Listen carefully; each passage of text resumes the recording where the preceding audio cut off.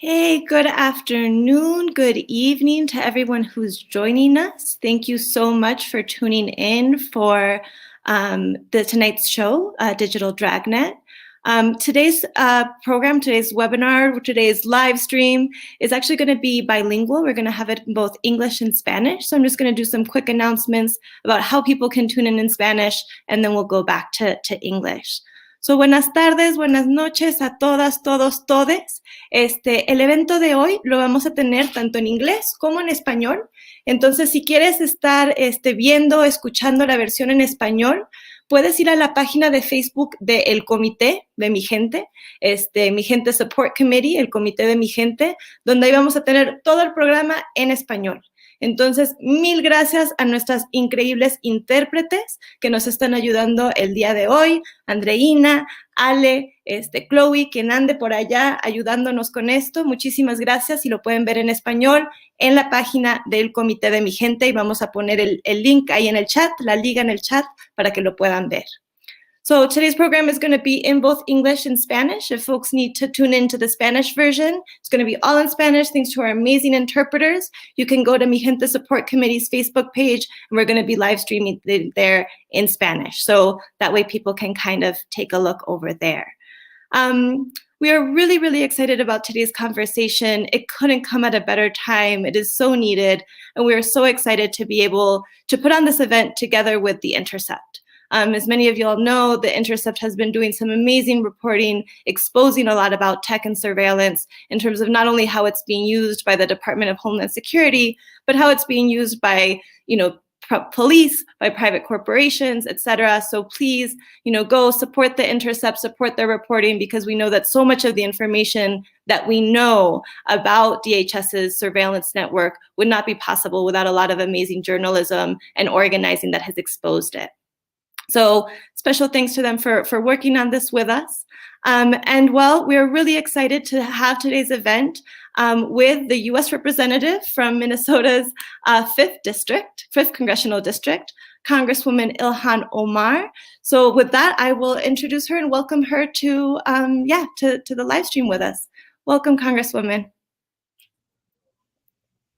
Well, thank you so much, Jacinta and Mijente and the Intercept for inviting me to join you all tonight. Now is a critical time for this conversation. Over the last few years, we have seen an all-out assault on immigrant communities, from the separation of families at the southern border to the use of surveillance tools to target activists, the aggressive use of detention to punish immigrants simply for existing, and more. Many people are eager to end the immigration policies of the Trump era, yet we must reject so-called solutions that only extend the carceral state and surveillance state. Immigrants are caught between tech companies looking to make profit no matter the human cost, and government agencies that resist oversight and deny accountability. I have been saying for years that we need to craft an immigration system that truly protects the humanity of those seeking a better life. We need to have an honest conversation around the lack of humanity in our immigration system, not just in enforcement, but in every process that immigrants go through to find status in this country. We have also seen the broadening use of surveillance against both immigrant communities and activists within our country in the name of law and order. I believe civil liberties are the bedrock of an open and democratic society, and no one in the United States of America should fear for their privacy or safety because of government surveillance. This is particularly concerning given the government's history of surveilling the civil rights movement and other progressive organizers. So I'm excited to discuss solutions to treat the mass surveillance, both in immigrant communities and otherwise. I believe in an America that keeps its promise to the world, to the people who live in this country, and to the people who want to come here for better. I'm excited to be here tonight to talk about how we can keep that promise. Thank you so much. And yeah, I mean, honestly, we couldn't agree with you more. I think the lack of humanity in our immigration system and the focus on enforcement has been a problem that a lot of us as organizers have been facing for a really long time. You know, for a lot of us in Mijente, we come out of the anti-deportation movement, right? So for probably the last 15 years or so, we've been fighting against ICE, the Department of Homeland Security, Border Patrol, and have really been able to see in that time how immigration enforcement is shifting, right? For a long time, the way that ICE would actually be able to expand its power to be able to surveil, identify, detain, and deport more people was working with local police departments and local jails. And like, we still see that they do that, and they do that a lot. But what we've also seen over the course of the last few years is that more and more they're working with tech and data companies, right? Sometimes that looks like buying utility companies, utility information from data brokers. Sometimes that looks like facial recognition technology. Sometimes that looks like geolocation and ankle shackles. Sometimes it looks like they're following your car using a license plate reader, right? The list just goes on and on and on. And we've seen the surveillance system grow and grow and grow. And you know, that's the real reason why we launched as Mijente the No Tech for ICE campaign, because we couldn't just fight around detention and deportations. We also had to be fighting around surveillance and the use of tech and data and all of this. You know, and right now we're in this moment where at least we don't have to see Trump every day, right? We still have to deal with the far right agenda. Yeah, but we can breathe a little bit easier knowing that he's not in the White House. But we're still confronting the same system that was built up by his administration and the administration before his and the administration before his.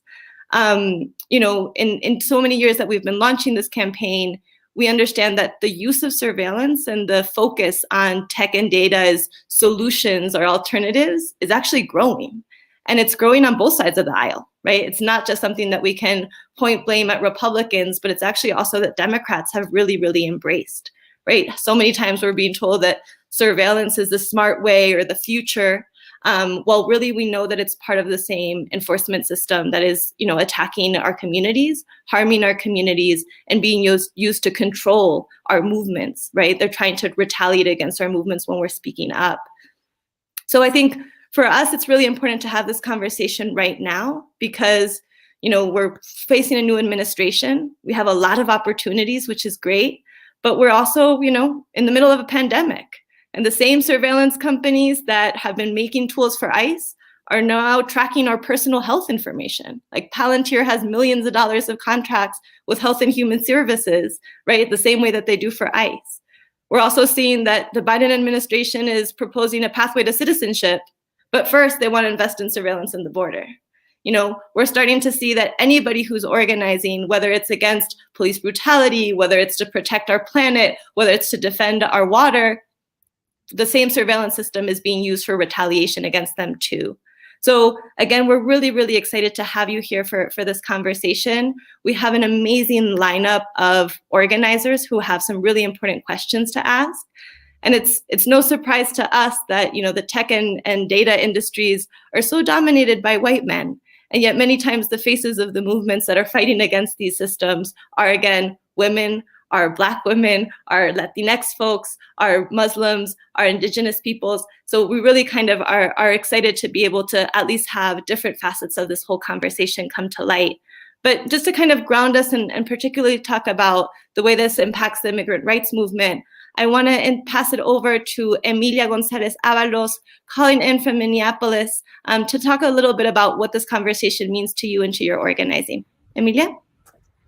Thank you, Jacinta. Buenas tardes, good afternoon, good evening. My name is Emilia Gonzalez Avalos. I am the Executive Director of Unidos Minnesota and also a member of Mijente. I know we have many amazing speakers today, so I will be brief, but I want to emphasize why today more than ever it is important to be having this conversation. We have been watching for a while how immigration enforcement is changing so that it not only relies on the collusion with police departments and jails, but also tech and data companies. Under Biden, ICE has renewed its contracts with companies like Palantir and continues to have contracts with facial recognition companies like Clearview. During this administration, there have already been over 100,000 deportations and close to 15,000 people are in detention. The Department of Homeland Security's budget gets bigger every year, and that means more harm to our communities. It is important that we continue to make the connections between surveillance, tech, and deportations so that we can be clear that pushing back against ICE enforcement and defending immigrant communities also means fighting surveillance and the sharing of our personal information. Thank you so much, Emilia. And it really just is so important for us to understand that these fights are so connected, right? At this time, at this moment, we cannot fight against deportations. We cannot be fighting against enforcement without talking about surveillance and talking about the way tech companies and data companies are making millions off of this. So thank you for just making sure that we're grounded in that fight and understand that it's a continuation of all of that organizing that has happened for so long. So let's get into it. Let's get into our first question. I think the other place where this has come up a lot for the immigrant rights movement has been around talking about the border. We know that in Biden's first day bill, the first thing he talked about was, and we need to invest more in what they call the smart wall. Well, we know that there's nothing smart about it and that it's just continuing a lot of really negative trends that have been happening for a while. So I'm going to pass it over to another Mijente member, Norma Herrera, who's calling in from Texas. Norma, do you want to just introduce yourself and tell us a little bit about your question? We got you on mute.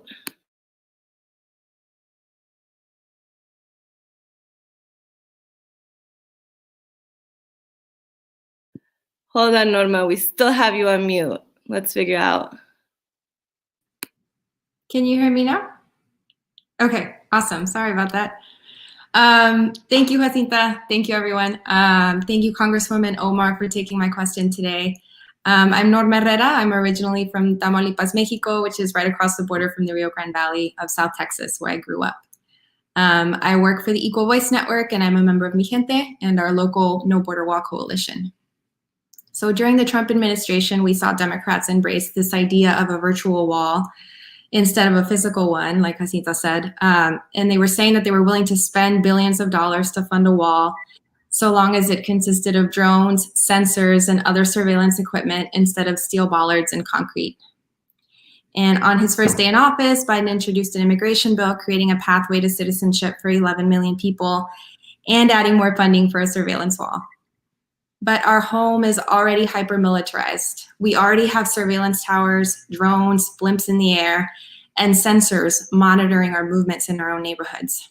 Members of our coalition, for example, have experienced tripping motion sensors on nature walks, secret cameras on our properties, and Border Patrol agents harassing us with guns drawn. Those of us living here are tired of being surveilled all the time.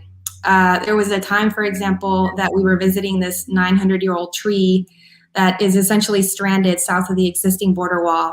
And we were stopped and questioned by the National Guard, Border Patrol, DHS police, a local constable, and we also encountered Texas state troopers.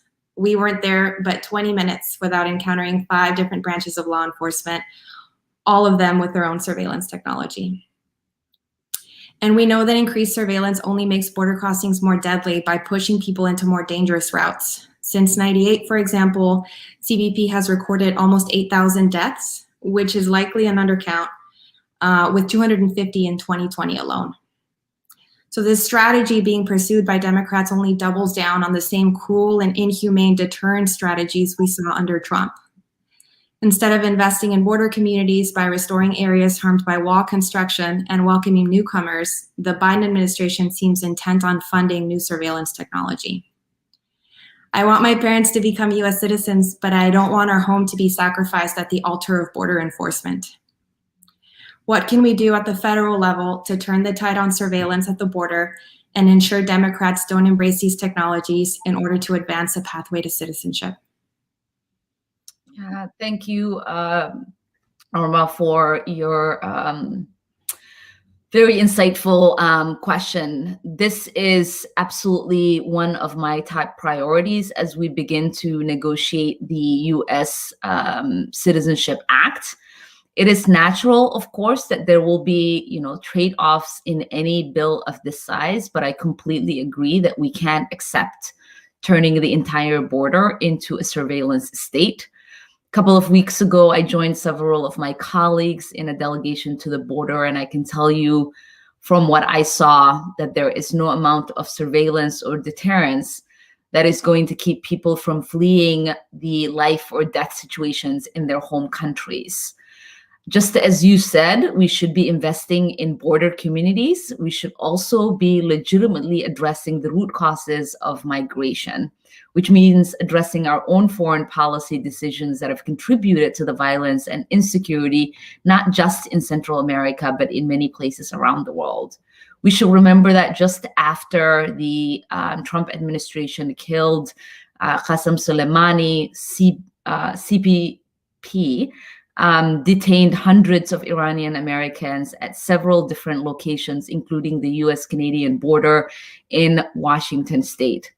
This was straightforward racial profiling and harkens back to the days of the Japanese internment. And now we must give that same agency the highest tech equipment to conduct surveillance at the border. Seems really ridiculous to me. We can't trust CPP or ICE to protect the civil liberties of American citizens, much less asylum seekers and other migrants, but we want to give them the state-of-the-art ability to track people across the border. This doesn't make America safer, but it opens up the door to mass violations of civil and human rights of people trying to cross the border. As for the U.S. Citizenship Act, we are working with the administration and congressional leadership to make sure that we are improving parts of this bill that need to be improved. Progressives have been pushing hard against the idea of the so-called virtual wall, and we will continue to do that. We are going to need the support of so many people to make sure these provisions don't end up in the final bill. And you asking this question and us having this discussion is a big part of that. So thank you. Yeah, I think that's been one of the biggest challenges that we've had with the debate on immigration, right? Is I think that there is this constant conversation about trade-offs, right? That some people can get a path and some people will be considered disposable. And in order to make sure that some folks have that security and that safety, that there has to be some sort of enforcement kind of given as a result. I think it's really important to have the conversation around surveillance be included in all of that. Because many times people say, we'll just talk about deportation, we'll stop deportations, but not the surveillance, without understanding that they're really kind of connected to all of that. But we'll just going to move ahead and go into the second question, because I think part of the hard thing about all of the surveillance is many times we can't see it. And that's particularly the case with databases. And at this moment, DHS is trying to build new databases that are going to not only harm immigrants, but actually the community at large. So I will pass it over to our second person asking a question, which is Naomi Klein. Naomi, do you want to just introduce yourself and go right ahead? Absolutely. Thank you, Jacinta. I'm Naomi Klein. I am senior correspondent at The Intercept, which is co-hosting today. I also hold a chair at Rutgers University, where I teach courses on surveillance capitalism. And we've been lucky to have Jacinta as a guest. I'm very grateful to Mijente for your years of visionary work unveiling the connections between state and corporate surveillance. You truly are investigative organizers. And Congresswoman Omar, thank you so much for joining us and for being such a powerful voice for humane immigration policies, as well as such a fierce opponent of the wars, economic colonialism, and unnatural climate disasters that force so much displacement. As we all know, biometric surveillance has exploded in the last few years. Law enforcement agencies are moving quickly to capture fingerprints, faces, voices, DNA, even our gaits, and storing those biometrics in massive databases that are easily accessible across the federal government. The most high-profile example is probably Clearview AI, the facial recognition company tied to Trump supporter Peter Thiel, that is now reportedly being used in over 3,400 law enforcement agencies across the country. Facial recognition technology is not only biased against people of color, as evidenced by numerous studies and the documented wrongful arrests of Black men in Detroit and New Jersey. It's also extraordinarily invasive since it targets a part of our identity that is virtually impossible to hide. You can't leave your house without your face, and widespread facial recognition would allow anyone to know our personal information with a quick photo. To the wealthy, these technologies are marketed as tools to increase both convenience and personal security. But for already marginalized and over-policed communities, as we've already heard, they magnify insecurity and automate inequality. Immigrant communities and communities of color have been subject to biometric collection for a long time. They've had fingerprints taken during ICE raids by mobile scanners, tattoos and scars noted in gang databases, faces and retinas photographed at border crossings. All of this data is increasingly being collected in massive databases like HEART, the Department of Homeland Security's planned new database that is being built by military contractors like Northrop Grumman. HEART's expected price tag is $4 billion. Congress appropriates hundreds of millions of dollars a year, even though a January 2021 Government Accountability Office report found that HEART has been mired in delays, which brings me to my question. Can the federal government be prevented from setting up data warehouses that collect and store biometric information, including information collected without knowledge or consent, whether directly by police or border agents or third parties like Clearview? And how can we ensure oversight into contracts to build massive databases like HEART? Thank you. Thank you, Naomi. I agree with you on the dangers precedent that these contracts and efforts set. It is hard to roll back mass surveillance of this nature once it's in motion. Our country was not founded upon the idea that if you have nothing to hide, you have nothing to be afraid of. Our country was founded upon the idea that the government must have a good reason, affirmed by both the executive and judicial branches of government, in order to search or seize our property or information. We are in this unfortunate place where much of the data being collected isn't technically ours, even if it is about us. As our world continues to advance technologically, we can't allow tech companies to make these decisions on our behalf. One aspect of getting a handle on big data will be to enforce our antitrust laws, breaking up companies so that they are no longer large enough to track nearly every aspect of our lives is a good step. The whole field of biometrics is wholly unregulated. The federal government is behind the times when it comes to considering these new technologies. Many of these corporations want to be the default operating system of the government. That is a dangerous place for us to be, especially since these companies' goals are to be profitable and not ethical. We have seen facial recognition explode. For instance, with companies that have documented ties to white nationalism and a complete lack of ethics. But it's not a single federal law governing its use, which is really scary, even as thousands of police departments sign contracts across the country. Biometrics databases like HEART are deeply troubling.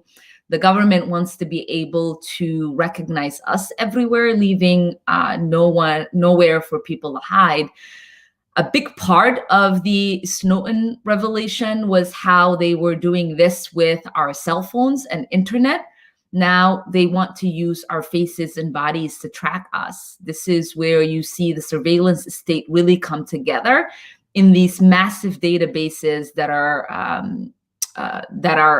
being stored to collect all of this information. Multiple agencies will be able to use databases like HEART to access your personal data. The cops, ICE, Border Patrol, whatever you can name it, they can get your personal information upon almost instantly. everywhere in the country with no warning whatsoever. We also need to limit what data government is collecting. Do we really need the variety of biometrics we collect, especially when some agencies won't use other agencies' data? Our immigration biometrics starts with the assumption that immigrants are disproportionately prone to criminal activity. Therefore, we must collect more data to be able to track them. This assumption is not supported by any data. Some states and localities have been limiting how their local police and sheriff offices can use technologies like facial recognition software. But this only goes so far when federal agencies do not have restrictions. And that shows how important it is for Congress to act. So to your question, can the federal government be prevented from setting up data warehouses? Yes, they can. It is Congress's responsibility to do so. And when we authorize the federal government collection data, we need to bake oversight into the law and appropriations that authorize it. As we saw during the Trump era, Congress has given a lot of power to the executive branch. And we've seen what happens when someone like Trump takes control. We should never been put in this situation, and we should do everything to make sure that we are not put in that situation again. Every law we pass should be written with the assumption that it would eventually be used to target someone in our country. And we need to create the guardrails in statutes rather than wait for a constitutional crisis to take place. So I'm so thankful for you raising this question and for us having this discussion.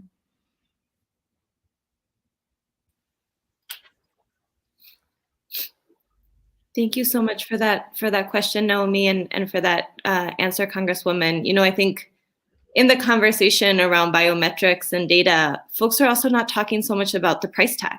I mean, when people understand that $4 billion are going to be invested from our tax dollars into creating a biometric database just so that they can track your DNA, so that they can track your voice, and that it's being built by military contractors, right? It's the same Northrop Grumman, the same folks that are creating wars abroad, the same folks that are profiting off of these contracts with the Army are now trying to figure out how to create the databases to hold our most essential information, right? Again, our face, our DNA, who our relationships are with.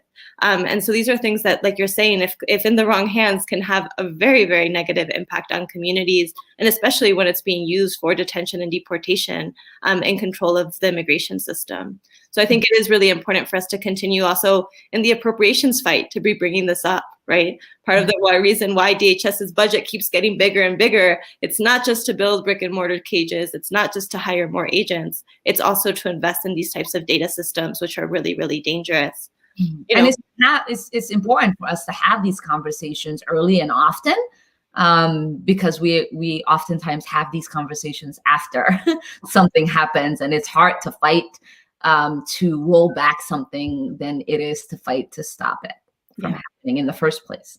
And that's exactly why, honestly, the conversation about HART is so important, right? Northrop Grumman and so many of the contractors who had these contracts have been messing them up and not being able to create the type of controls and the type of protections. And that's why it's taking so long for them to also build it. And so I think that's why, it's like exactly as you're saying, this is the moment right now to actually push back and to have the conversation, because they're building it as we speak, right? And so we don't have to wait until it's too late, until the harms are done. We can actually start to have the foresight of understanding where these systems are going and what they're intended to do to try to make those interventions. You know, and I think this whole conversation, like you're saying, sometimes our data is not our own, right? Like I get made fun of a lot for saying that data is the new oil, right? At the international level, people are making more money off of our data, off of our information than oil now, right? Like there's just kind of a huge shift in the economy, which also means that there's a huge shift in how corporations are trying to steal our information, sell it, and then use it for policing. And we're seeing this obviously with a lot of data brokers, people who are buying and selling information with DHS, but also with local police. So with that, I will pass it over to Kat Brooks from the Anti-Police Project to ask our next question. You're muted, Kat. The most famous words, right, of our time. You are on mute. I am in mute. Sorry. Hello, Representative Omar, and thank you, Mijente, for facilitating this conversation. My name is Kat Brooks. I am the co-founder of the Anti-Police Terror Project and the executive director of the Justice Teams Network. I'm based in Oakland, California. This last year was historic and important for protests in the United States. We saw masses of people come out after the murder of George Floyd, energizing ideas about defunding the police and abolishing carceral systems and bringing them into the mainstream of public opinion like never before. Yet during all of those protests, we saw increased police repression and surveillance. Drones circled around Minneapolis, cell phone trackers were used from Portland to Washington, D.C., and we've seen facial recognition used to retaliate against protesters in Florida and across the country. They're using everything they can to surveil us now. In the last few years, we've seen more and more police departments turn to so-called data-driven policing to give racist targeting a more objective feel. We've seen how companies like Thomson Reuters are selling data directly to the police, buying information from databases like Equifax, from electricity providers, from phone companies, and then selling that data to law enforcement.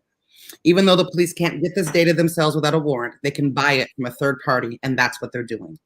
I myself have seen how companies like Thomson Reuters are handing out my address, my cell phone information about my relatives, even though community groups have paid for a subscription that scrubs my personal information off the internet to protect me and my family. The police can monitor in real time and buy information on us from companies that have access to our phone and internet bills, our DMV records, our credit scores, and more. As Congress is bringing in tech companies like Facebook and Twitter to talk about platform accountability, how do we make sure that data brokers that are targeting activists like myself and everyday people like Thomson Reuters are included in that conversation? Yeah. Thank you so much, Kat, for that question. I mean, first of all, no one should fear for their privacy or safety because of government surveillance. This is particularly concerning given the government's history of surveilling the civil rights movement and other progressive organizers. It also serves the purpose, I think, of distracting organizers from the work you intend to do. Rather than working on police reform, you have to spend so much time fighting against unconstitutional surveillance. As you mentioned, my district was the subject of federal surveillance as the public stepped up to protest the murder of George Floyd. This has been an ongoing issue, not only with federal agencies, but also with state agencies. My constituents have been dealing with a massive amount of airplane noise from state surveillance planes. These planes and helicopters fly very low and are extremely loud. In some areas, the flights are happening for hours a day. Initially, we were told the flights were necessary to prevent carjackings, and yet nearly every single arrest linked to the flights have since been dismissed.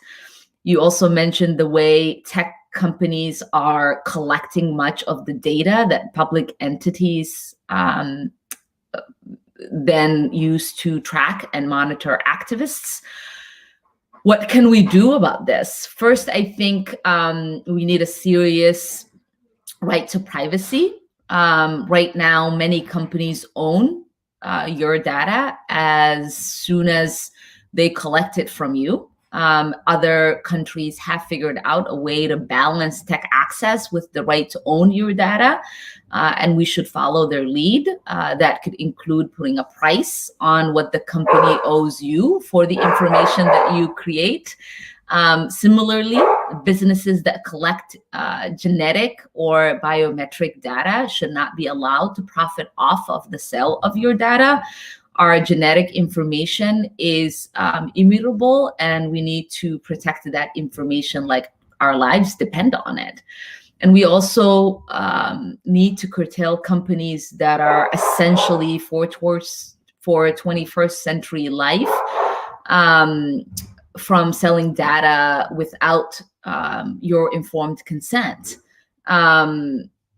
Companies that provide phone service, internet access, credit card reports, and things like that are not optional.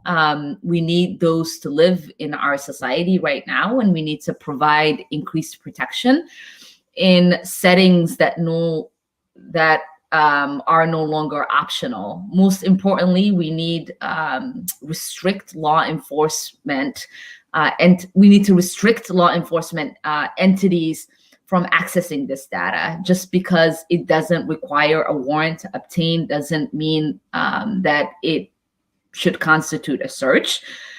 In practice, law enforcement has found a workaround that allows them to know way more about the public than the courts would find it justified.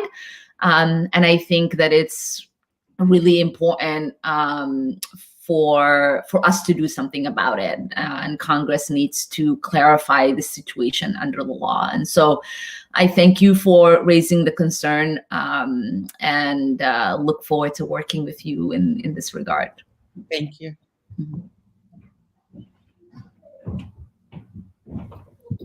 Thank you so much for that question, Kat, because we can't lose sight of these data brokers, right? I'm sure a lot of folks that are watching, particularly law students or attorneys, are like, wait, Thomson Reuters? You mean LexisNexis? The systems we use to do our legal research to figure out how to do cases? Yeah, those same companies are not only selling you information about old case history, they're also literally taking your information from your phone bill and your, electricity bill and selling that information to your local police department and to ICE. And so again, this is the way that data is stolen from people, right? Commodified, used to make a profit, and then used for policing. And that cycle has to be interrupted. I think lives of activists like Kat are on the line, but also just regular folks that are trying to, are undocumented and might not have any contact with police, but the way that ICE is getting their address is through these data brokers. And so there has to be so much that can be done. I think a lot of the stuff that can be done at the federal level, but there's also a lot of corporate accountability work that we have to do to make sure that these companies know what's happening. So just also know that if you want to get involved in that fight, go to the No Tech for ICE website, sign the petition, get involved. If you're an investor, we have ways for you to plug in. There's a bunch of ways that we can also cause trouble for these companies because of their practices in terms of how they're messing with human rights. And part of the reason that I say this around corporate accountability is, unfortunately, it's not just the government that's surveilling us, right? It's not just government agencies or policing agencies that are using new technologies against organizers. What we've seen in a lot of fights, particularly against extractive industries, against industries that are impacting our planet, our water, our earth, is that they're also retaliating against organizers and using violence in every way, shape, and form. So with that, I'm going to pass it to our next question from Tara Hauska, who's going to be talking about how this has really been impacting Indigenous movements and folks that are protecting things that are the most sacred for all of us to be able to live. So Tara, I'll pass it over to you to introduce yourself and ask the question. Buju Ginawa, Jabawekwe Indigenous Kazmakwa, Didem Kuching and Dunjaba. My name is Tara Hauska. I am Bear Clan from Couchiching First Nation and founder of GNU Collective, calling in from northern Minnesota, where we've been on the front lines of the Line 3 fight, trying to stop this pipeline from passing through our treaty territory, through the headwaters of the Mississippi River to the shore of Lake Superior. It's one of many extractive fights happening from land defenders all over the globe who are in this giant battle for our Mother Earth and for our land and our culture and our way of life. So my question is, Congresswoman, it's good to see you again. You've actually been up to our camp and visited the land that I'm talking about, and you're a representative of Minnesota, so very familiar. In Standing Rock back in 2016, we saw every manner of hell unleashed upon Indigenous people and water protectors trying to protect our land. That included attack dogs by private security, water hoses and sub-freezing temperatures. We were kenneled, we were hit with rubber bullets, mace, tanks, long-range acoustic devices, so sound cannons, you name it, it was happening out in Standing Rock.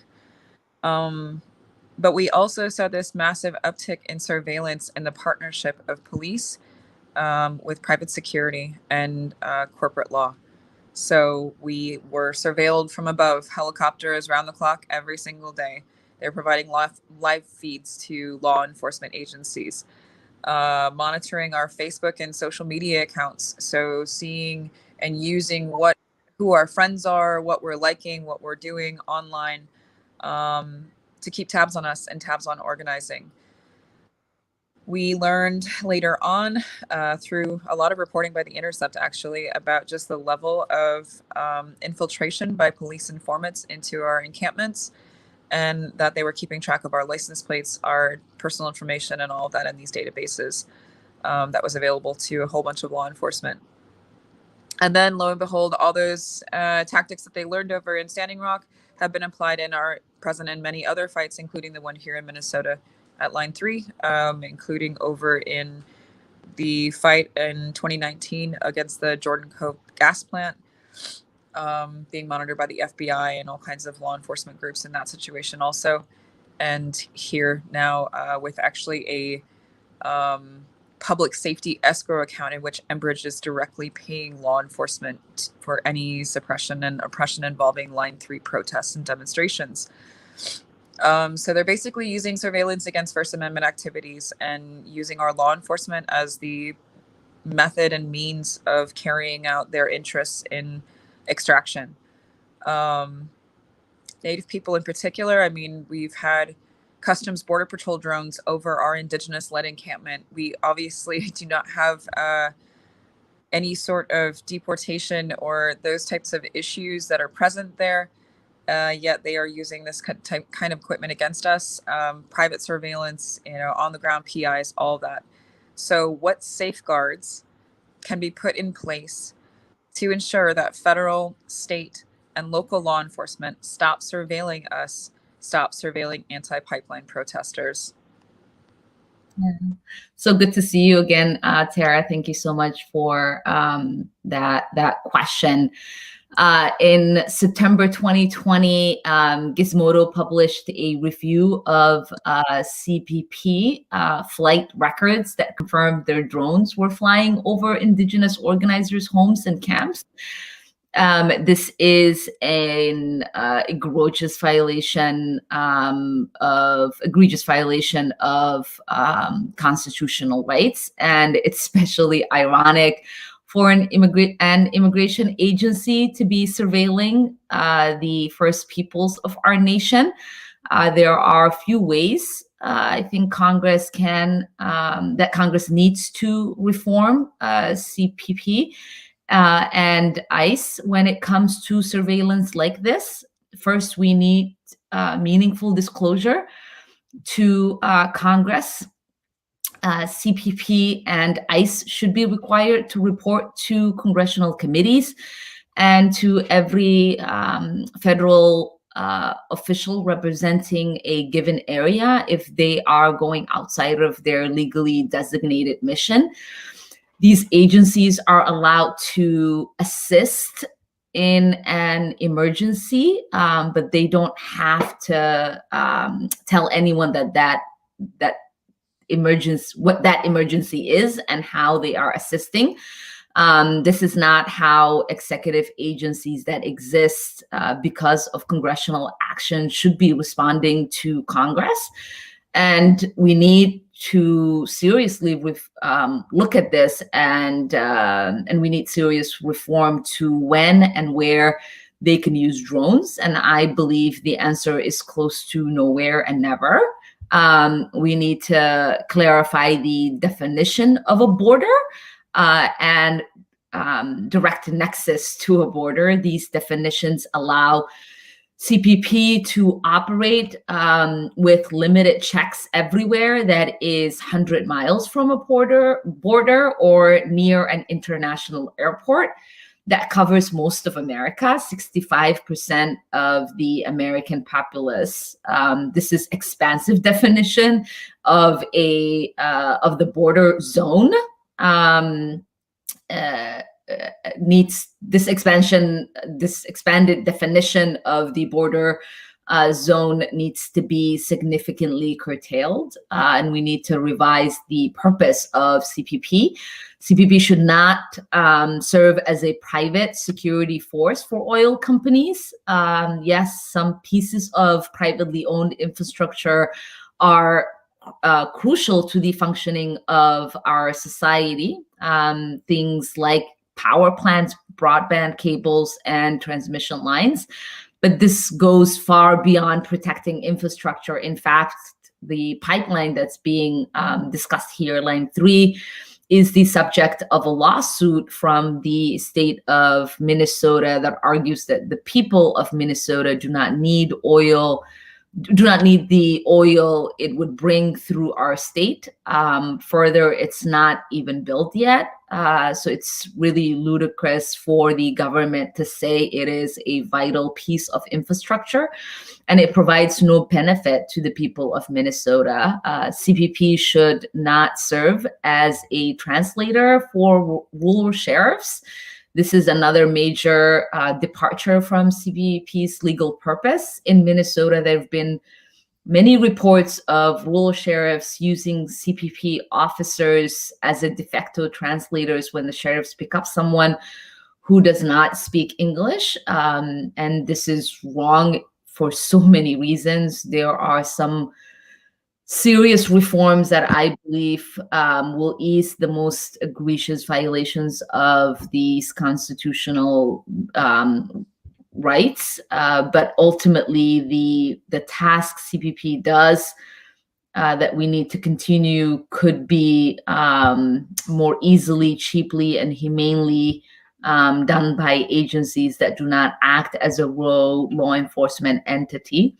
And much of it, similar to TSA, is a security theater rather than actual security. And so I'm grateful for your work and for your question, and look forward to us partnering in advancing this cause. So thank you. Thank you. Thank you so much for that question, Tara. It's also just such a good reminder for all of us of why all of these fights are so connected, right? As soon as they build up a surveillance system under one excuse, it is really, really quickly used to retaliate against another group, right? And so I think, Border Patrol, CBP is a great example of that, where we saw that if you start to militarize the border, you're quickly actually building up a federal police force that can be used against any social movement, again, anyone who's resisting in any part of the country. And it also is just a good reminder that these conversations of national security, right, that they love to talk about, are so quickly left up to the discretion of police departments, the Department of Homeland Security's police department, to determine what that means. And that usually means that communities are targeted. That usually means that communities are used as a scapegoat. And I think that's particularly true with DHS's programs around anti-Muslim surveillance.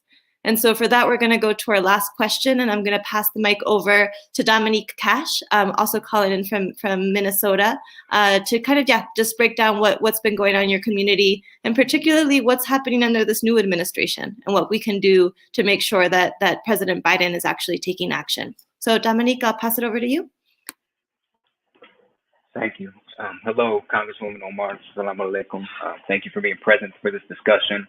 Thanks to Mijente and the Intercept and all the other folks who are speaking, all the folks listening in. As said, my name is Dominique, and I'm based in the Twin Cities. I'm a community organizer and a restorative justice practitioner. So a lot of our focus tonight has been around high-tech surveillance, but I guess I want to ask about a low-tech form of surveillance. So surveillance and incarceration of Muslims is in the DNA of the Department of Homeland Security. And we've seen in particular how Homeland Security, through programs like countering violent extremism or now targeted violence prevention, have justified racist and Islamophobic policies and programs under the guises of national security or community safety, and oftentimes under the name of reform. Under these programs, Muslim communities are conscripted in our own surveillance. Through programs like TVP and CVE, Homeland Security funding embeds surveillance into social services, nonprofits, community organizations. And programs like these are often seen as soft power reforms that say they lean on intervention instead of incarceration.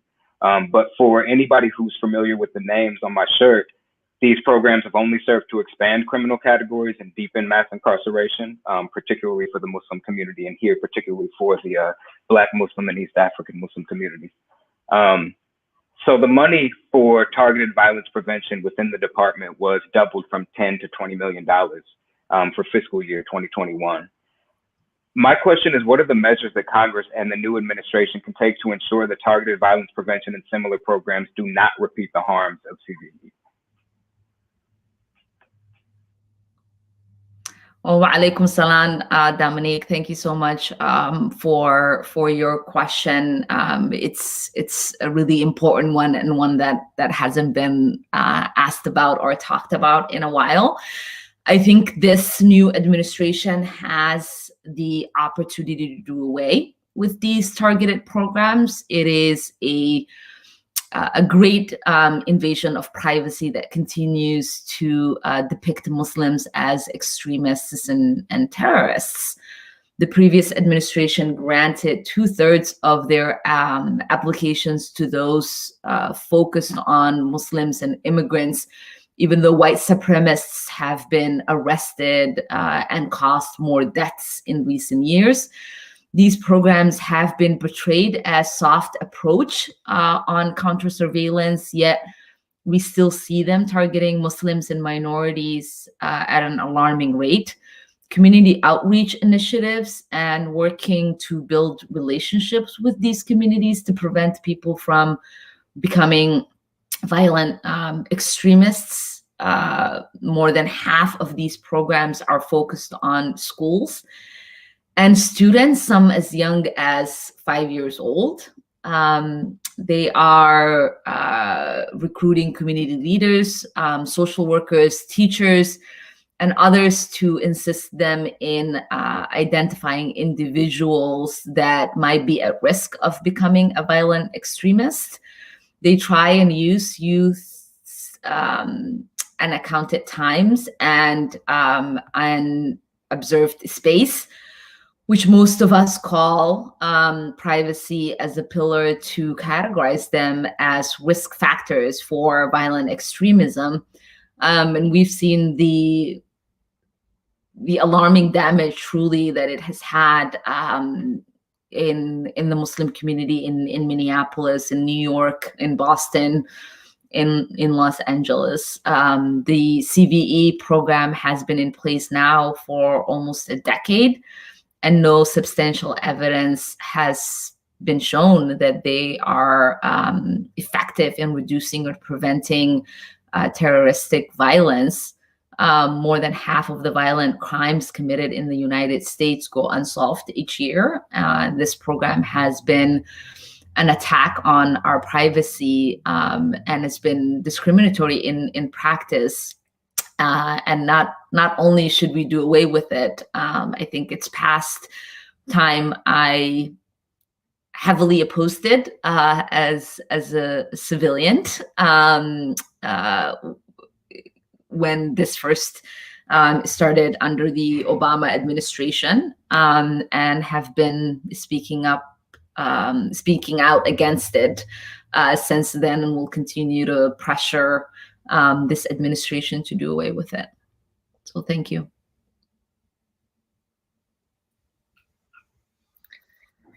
Thank you so much for that, because we really, I mean, it's so clear so many times we're trying, I think that a lot of folks, particularly politicians, particularly folks that are our representatives, talk about maybe making some tweaks or making some changes, but there's actually a lot of programs that we can just completely get away, like we have to just end them. There's no reason for us to continue to be investing money in these things that are actually just harming communities as opposed to providing any form of real safety. I am just so grateful and thankful for all of the amazing organizers that asked questions tonight. You know, when we talk about surveillance, so many times people will start to get paranoid or start to get afraid or feel like it's too daunting a task to confront.